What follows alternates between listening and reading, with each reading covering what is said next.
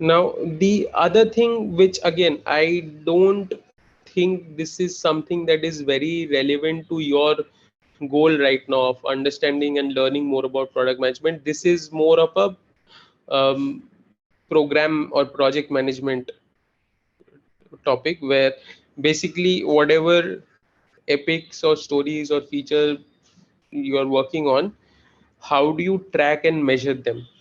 That if there are, for example, let me just expand it.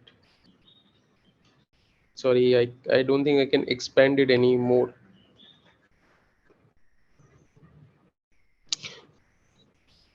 So the goal is to understand that if there are, for example, 50 epics to work upon, right? And basis your story point estimation, you have realized that it will probably take you 10 weeks per to finish up all these 50 story epics. So that's like you have to finish 5 epics in 1 week, right?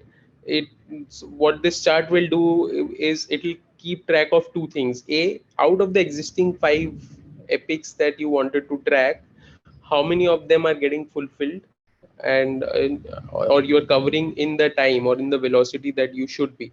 It's so you should be covering 5 epics in a week. If you're not, then it will highlight that the same to you.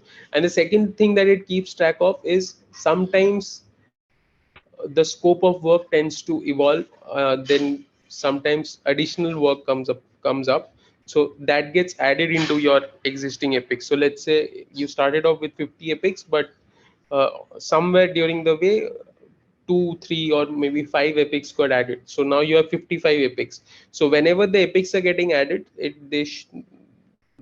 they show up on the chart, so that, I mean, it's just being fed to the executing team of developers and product managers, that if there is existing work, we will clearly call it out that there was existing work that was added into your bucket, so that your uh, velocity gets rationalized, that the speed at which you are moving is still in line, or even consider, or it could also be the case that even considering the extra work, additional work, you are still lagging behind,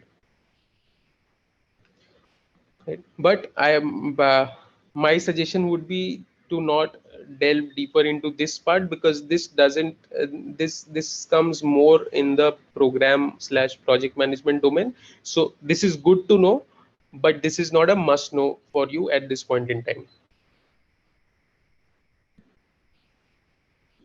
Same with sprints. I mean, if you are supposed to complete 50 story points or 100 story points in one sprint, then where did you start, and how is it going, basically?